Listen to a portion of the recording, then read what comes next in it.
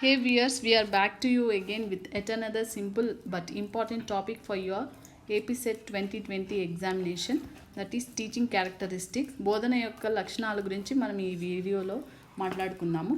ముఖ్యంగా మొట్టమొదటిది teaching is A complete social process.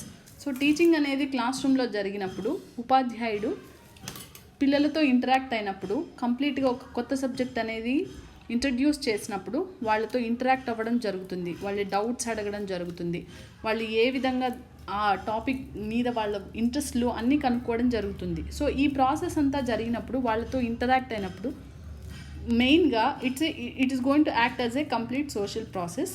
So not only this interaction between the teacher and the student, even the students also, they interact with their peer group, they talk to the other students, so they also develop a kind of relation with the other students. So that's why we say that teaching is a complete social process. It's a process of socialization, and ఎంత ఎక్కువగా ఈ socialisation అనేది జరుగుతుంది అనే దాన్ని బట్టి విద్యార్థి యొక్క వికాసము, మానసిక వికాసం అనేది మనము ఊహించవచ్చు. సో ఎక్కువ సోషలైజేషన్ అనేది జరగాలి అంటే వాళ్ళు ఎక్కువగా ఇంటరాక్ట్ అవ్వాలి, వాళ్ళ తోటి విద్యార్థులతోటి ఉపాధ్యాయులతోటి ఇంటరాక్ట్ అవ్వాలి. సో సోషలైజేషన్ అనేది మెయిన్ కాన్సెప్ట్ ఇక్కడ టీచింగ్లో.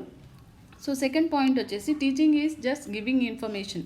సో మెయిన్గా ఏ సబ్జెక్ట్ అయినా టీచింగ్ జరిగినప్పుడు వాళ్ళకు తెలియని ఇన్ఫర్మేషన్ని వాళ్ళకి పాస్ ఆన్ చేయడానికి, వాళ్ళకి ఎక్స్ప్లెయిన్ చేయడానికి, ఆ టాపిక్కి వాళ్ళను ఎక్స్పోజ్ చేయడానికి మెయిన్ ఎయిమ్ ఆఫ్ ద టీచింగ్గా మనము గమనిస్తాము. Teaching is an interactive process.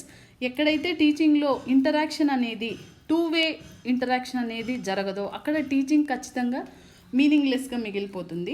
Interaction అనేది not only teacher interacting with the students also should reciprocate.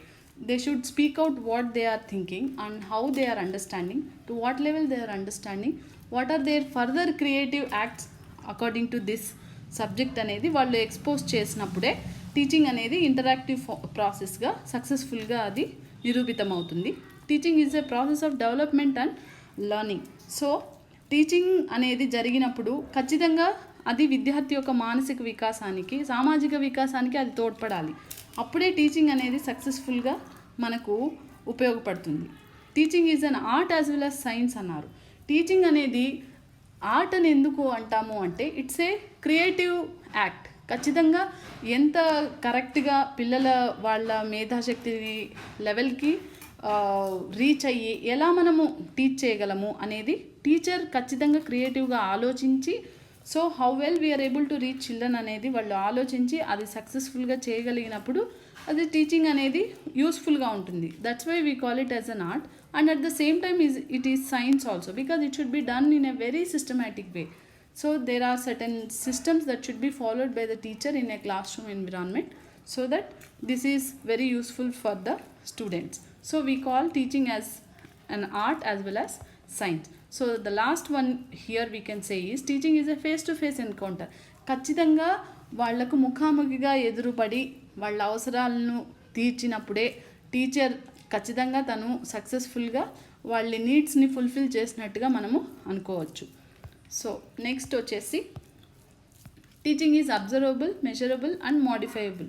డెఫినెట్గా, ఎందుకంటే ఒక క్లాస్ రూమ్ ఎన్విరాన్మెంట్ తీసుకున్నప్పుడు విద్యార్థులు రకరకాలుగా ఉంటారు. వారు మానసిక వికాసం అనేది, వాళ్ళు అర్థం చేసుకునే విధానం అనేది, వాళ్ళు రెసిప్రొకేట్ చేసే విధానము, రెస్పాన్స్ ఇచ్చే విధానము, ఇలా రకరకాలుగా ఉంటాయి. కాబట్టి వాళ్ళ లెవెల్ని బట్టి మనము ప్రతి రోజుకు ప్రతి సబ్జెక్ట్ వైజ్ కూడా మనము టీచింగ్ మెథడ్ని మోడిఫై చేయగలము. సో మనం అబ్జర్వ్ చేసుకోవచ్చు, మన మెథడ్స్ ఏం మెథడ్స్ ఫాలో అవుతున్నాం అనేది మనం అబ్జర్వ్ చేయొచ్చు, మెజర్ చేయొచ్చు, వాటిని మార్చుకోవచ్చు. కాబట్టి teaching is observable, measurable as well as modifiable అని మనం చెప్పొచ్చు. And it's definitely a skilled occupation. ఖచ్చితంగా బోధించే వారికి అంటే ఉపాధ్యాయులకు డెఫినెట్గా కొన్ని స్కిల్స్ అనేవి అవసరము. పిల్లల ముందు నిలబడి మనం ఒక సబ్జెక్ట్ గురించి మాట్లాడేటప్పుడు, అది బోర్డు మీద రాసినప్పుడు, వాళ్ళకి ఎక్స్ప్లెయిన్ చేసినప్పుడు మన బాడీ లాంగ్వేజ్ కానీ ఏదైనా కానీ డెఫినెట్గా teachers need certain skills, and that's why it is called as teaching is a skilled occupation. And teaching facilitates learning, and this learning happens both consciously as well as unconsciously. ఇప్పుడు ఉదాహరణకు మనము ఒక science teacher science విద్యార్థుల్ని science ల్యాబ్కి తీసుకెళ్ళి ఒక experiment గురించి వివరిస్తున్నాడు అనుకుందాం. సో ఈ ఎక్స్పెరిమెంట్ ఆయన చేసేటప్పుడు విద్యార్థులు అతను చెప్పే సబ్జెక్టు ఆ ఎక్స్పెరిమెంట్ ఒకటే గమనించరు. అతను అపారేటస్ని స్టెప్ వైజ్ ఎలా ఉపయోగిస్తున్నాడు, ఏ విధంగా అతను ఎక్స్పెరిమెంట్ చేస్తున్నాడు, ఏ విధంగా అతని బాడీ లాంగ్వేజ్ కానీ, అతను మాట్లాడే విధానం కానీ, అతను రాసే బోర్డు మీద ప్రజెంటేషన్ చేసే విధానం కానీ, అపారేటస్ని క్లీన్గా మెయింటైన్ చేయడము, ల్యాబ్ని పెట్టుకోవడం, పరిసరాలు పెట్టుకోవడం, ఇలా ఎన్నో విధాలుగా కాన్షియస్గా అతను చెప్పే సబ్జెక్ట్ ఒకటే కాదు, అన్కాన్షియస్గా అతను ఎన్నో నేర్పించే విషయాలు కూడా ఉంటాయి. సో అందుకే మనం చెప్తాము teaching is both conscious as well as an unconscious process.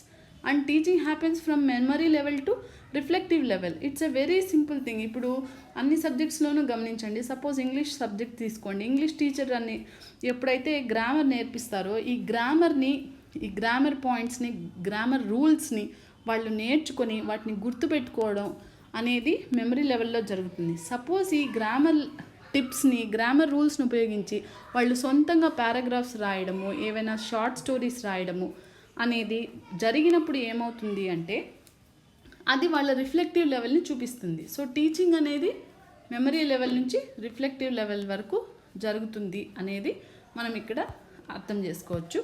So teaching is a continuum of training, conditioning, instruction and indoctrination. So teaching అనేది it's not limited to a very limited period. It is a continuous process that should happen through over a long period. It is a training and conditioning. అంటే పిల్లలకి మనము ఏదైనా topic మనం నేర్పించినప్పుడు వాళ్ళకు ఒక specific conditions మనము ఏర్పరుస్తాం. ఆ స్పెసిఫిక్ కండిషన్స్లోనే వాళ్ళు నేర్చుకోవాలి, తిరిగి రాయాలి, అండ్ ఈ ఇన్స్ట్రక్షన్ని వాళ్ళు ఫాలో అవ్వాలి. ఫైనలీ ఇక్కడ ఇండాక్ట్రినేషన్ అనేది మనం అర్థం చేసుకోవాలి. ఇండాక్ట్రినేషన్ అంటే వాళ్ళు మనం ఏదైతే నేర్పిస్తామో దాన్ని వాళ్ళు ఖచ్చితంగా అది నిజమని నమ్మి అది ఫాలో అవ్వాలి. అప్పుడు మనము ఇండాక్ట్రినేషన్ అంటాము. Teaching is a process of training, conditioning, instruction and indoctrinization. Suppose teaching అనేది ట్రాఫిక్ రూల్స్ గురించి సోషల్ టీచర్ ట్రాఫిక్ రూల్స్ గురించి నేర్పించాడు అనుకుందాము. వాటిని తిరిగి గుర్తుపెట్టుకోవడం, ఎగ్జామ్లో రాయడమే కాకుండా బయట వాళ్ళు రోడ్ల మీద వెళ్తూ ఉన్నప్పుడు, ప్రయాణాలు చేసేటప్పుడు అవన్నీ వాళ్ళు కాన్షియస్గా గుర్తుపెట్టుకొని పాటిస్తే దాన్ని మనము ఇండాక్ట్రినైజేషన్. సో దే ఆర్ ఖచ్చితంగా వాళ్ళు ఫాలో అవుతున్నారు అనే దాన్ని మనం అక్కడ గమనిస్తామన్నమాట. So teaching is a continuum of training, conditioning, instruction as well as indoctrination. And finally, teaching is an objective process. When teaching is happening, the teacher should be well aware of the specific needs and specific skills of each student, because after teaching process is done, there will be evaluation process. In evaluation should be done, and the teacher should be definitely aware of to what level they understood, what are their skills, because some students are good in understanding, some are good at writing. So based on their understanding, teacher cannot generalize the levels of students. So suppose for example మనం ఒక తెలుగు ఉపాధ్యాయుని తీసుకుందాం. తెలుగు ఉపాధ్యాయుడు ఒక పద్యాన్ని వివరించినప్పుడు class రూమ్లో 20 మంది విద్యార్థులు ఉన్నప్పుడు అందులో 3 విద్యార్థులు లేదా 4 విద్యార్థులు పద్యం ఒకసారి చెప్పంగానే విని అర్థం చేసుకొని తిరిగి రాయగలరు, లేదు తిరిగి వివరించగలరు.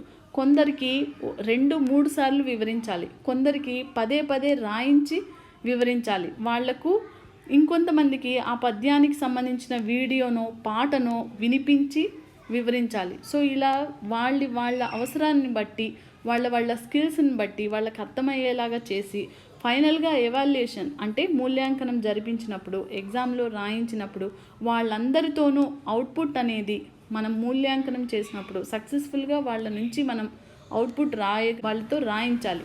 ఇదంతా చేయగలిగినప్పుడే ఆ తెలుగు ఉపాధ్యాయుడు ఖచ్చితంగా అతను చేసిన బోధన యొక్క లక్ష్యం నెరవేరిందని మనం చెప్పొచ్చు. సో ఈ విధంగా మనము ఈ వీడియోను ముగించే ముందు మనం ఫైనల్గా చెప్పుకునే బోధన లక్షణాలలో ముఖ్యమైనది చివరిది ఏంటంటే teaching is an objective phenomena.